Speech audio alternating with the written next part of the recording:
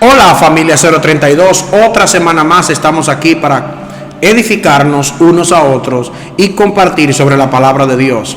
Hoy quiero darles una buena noticia, y es que el gobierno ha dado un buen aviso de que en las próximas semanas vamos a poder reunirnos como grupo otra vez, aunque con algunas limitaciones. Pronto le vamos a poner un video para que ustedes puedan ver cuáles serán esas limitaciones a las que vamos a tener y que no vamos a poder reunirnos de la manera habitual, pero sí en pequeñas porciones. Así que esa es una gran noticia. Continúo diciéndole que recuerden que por 6 semanas estaremos hablando un tema llamado la iglesia en cuarentena, y no es más que la aplicación de los principios que tuvieron que utilizar los israelitas o los judíos mientras estaban exiliados en la ciudad de Babilonia.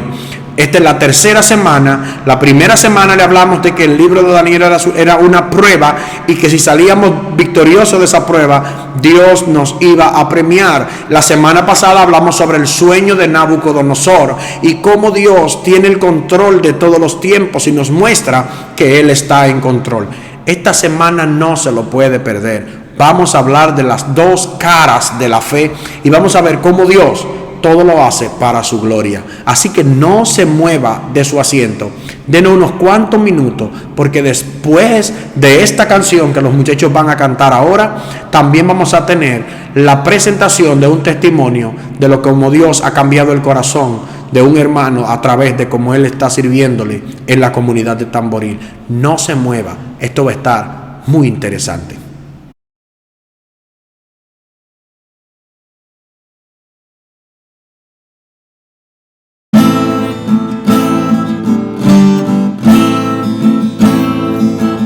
Jesucristo, reinas con poder, soberano, victorioso Rey. Ni la muerte pudo detener tu poder para vencer. Jesucristo, reinas con poder, soberano, victorioso Rey. Ni la muerte pudo detener tu poder para vencer. Dios de lo imposible, te adoramos, eres invencible, soberano, tuya es toda la gloria, tuyo es todo el honor. Dios de lo imposible, te adoramos, eres invencible, soberano, tuya es toda la gloria, tuyo es todo el honor. Jesucristo, reinas con poder, soberano, victorioso Rey.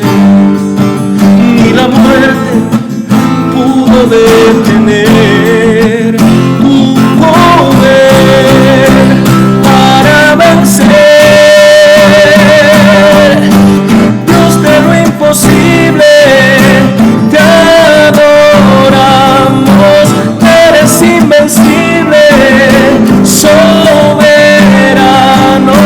tuya es toda la gloria, tuyo es todo el honor.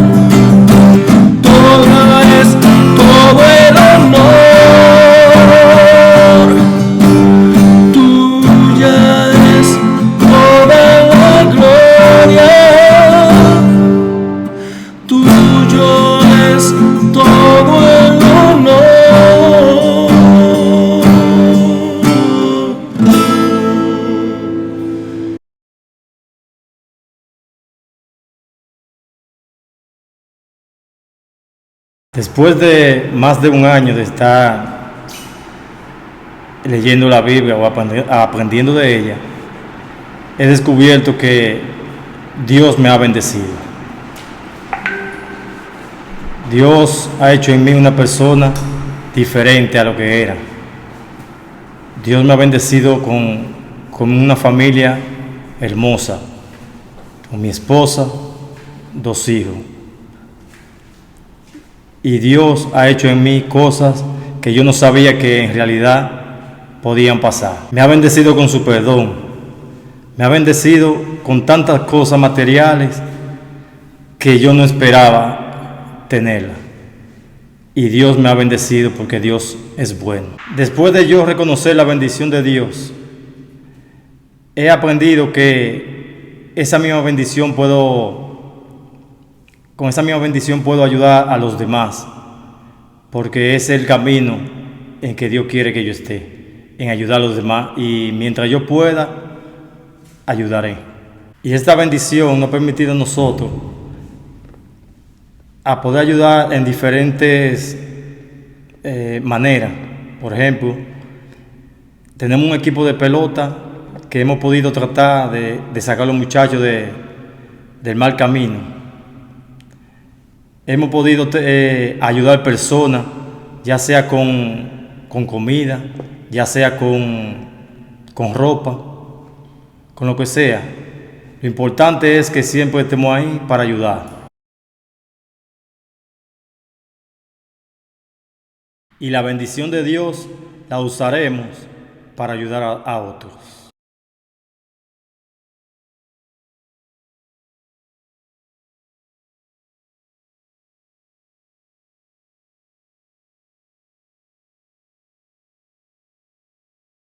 Hace unos años recibí una llamada telefónica que impactó mi vida. Y es que mientras yo estaba en la playa con unos hermanos compartiendo y descansando, mi hermana Rosy Francesca me llamó y me dijo: yo creo que papi acaba de sufrir un ACV, un accidente cerebrovascular o derrame cerebral, como le llamamos en República Dominicana. Él tiene un fuerte dolor de cabeza y está hablando de manera incoherente, continuaron sus palabras, mientras inmediatamente me ponía de pie y salía para la ciudad de Santiago, con un fuerte pesar, porque su padre era como mi padre y al mismo tiempo era mi compañero de oración.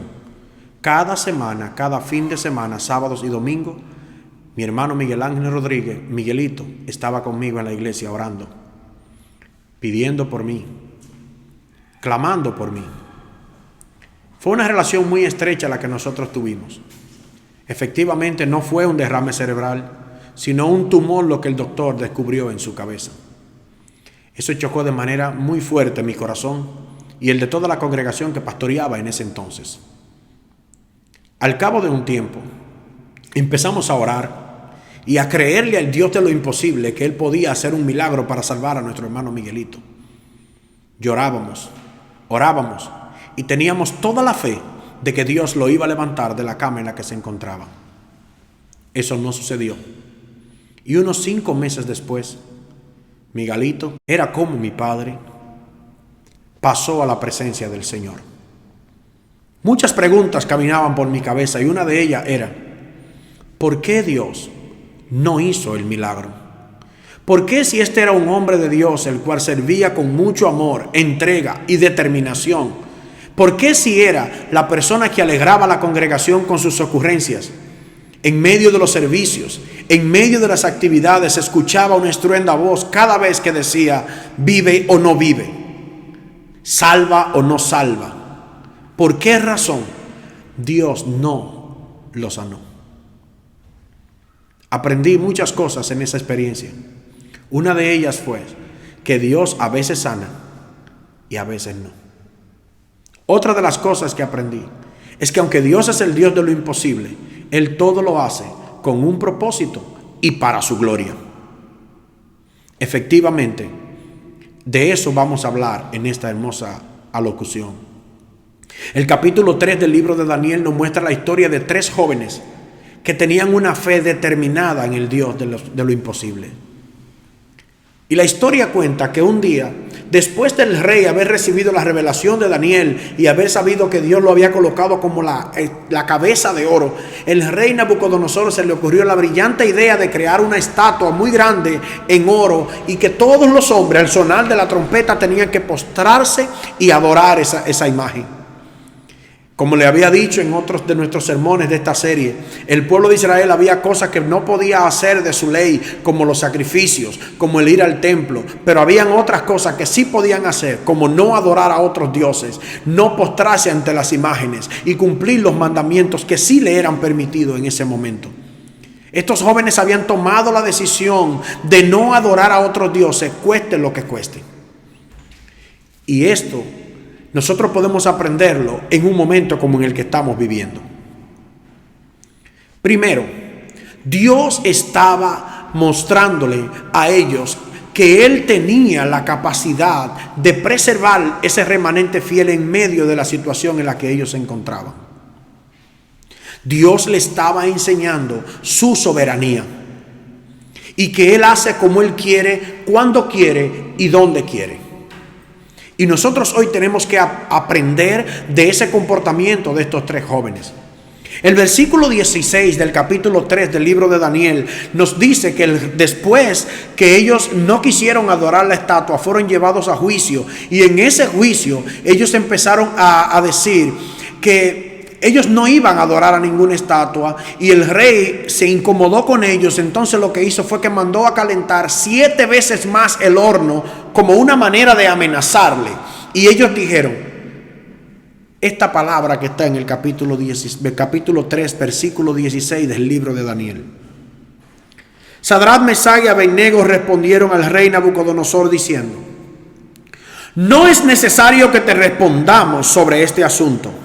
El 17. He aquí nuestro Dios, quien servimos, puede librarnos del horno de fuego ardiendo, y de tu mano, oh rey, nos librará. Y si no, sepa, oh rey, que no serviremos a tus dioses, ni tampoco adoraremos la estatua que ha levantado. Increíble. Estos jóvenes se están enfrentando a la muerte. Estos jóvenes se están enfrentando a ser calcinados por el fuego de un horno calentado 7 veces a su grado habitual para poder destruirlos. Pero ellos dicen: no lo haremos, aunque nos cueste la vida. Dios tiene el poder para salvarnos, y si no, tampoco te adoraremos. Y escucha esto, porque a veces creemos que la fe se trata de esta fe de estos jóvenes se trata de algo como místico que ellos estaban creyendo, o que ellos tenían algún aviso. No. Su fe nos da el primer principio que nosotros debemos aprender en esta enseñanza, y es que toda nuestra fe debe estar sustentado en la palabra de Dios. Ese es el punto 1. Toda nuestra fe debe estar sustentada en la palabra de Dios. ¿Y de dónde sustentan estos jóvenes esta fe? Recuerda, ya el tiempo del profeta Isaías había pasado. Y el profeta Isaías había escrito: pases por las aguas, no te ahogarás.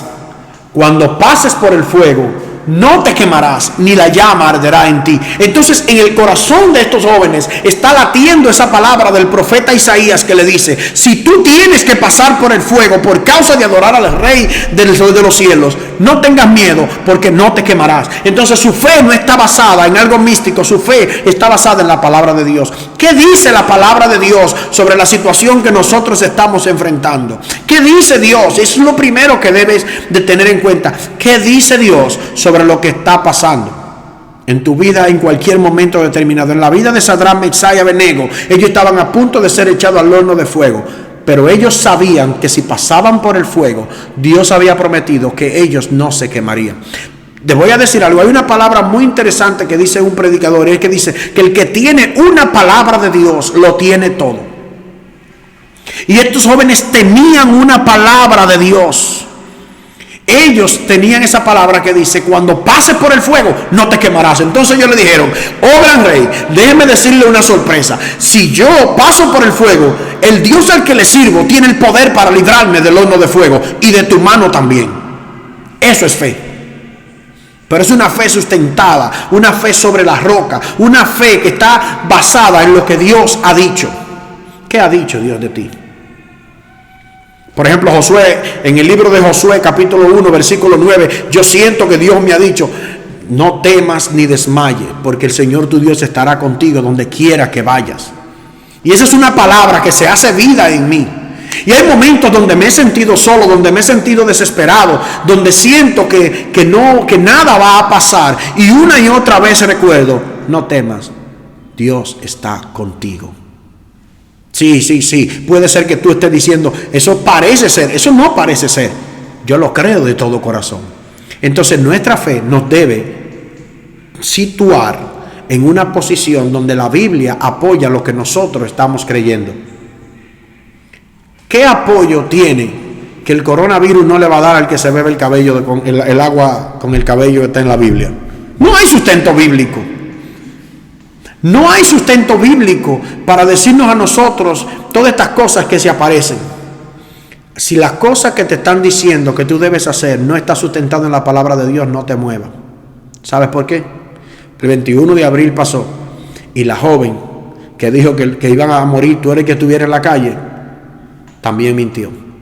No hay sustento bíblico en esas informaciones. Lo que sí hay sustento bíblico es que Dios dijo que cuando pasemos por el fuego no nos quemaríamos. Y estos jóvenes lo sabían tanto que decidieron poner su vida en riesgo a causa de esa palabra de Dios.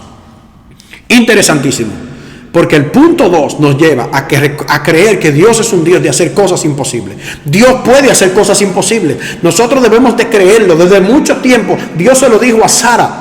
¿Acaso hay algo imposible para Dios? El ángel Gabriel se lo dijo. ¿Acaso hay algo imposible para Dios? No hay nada imposible para el Dios de la Biblia. Y nosotros debemos creerlos. Y Dios nos los ha mostrado.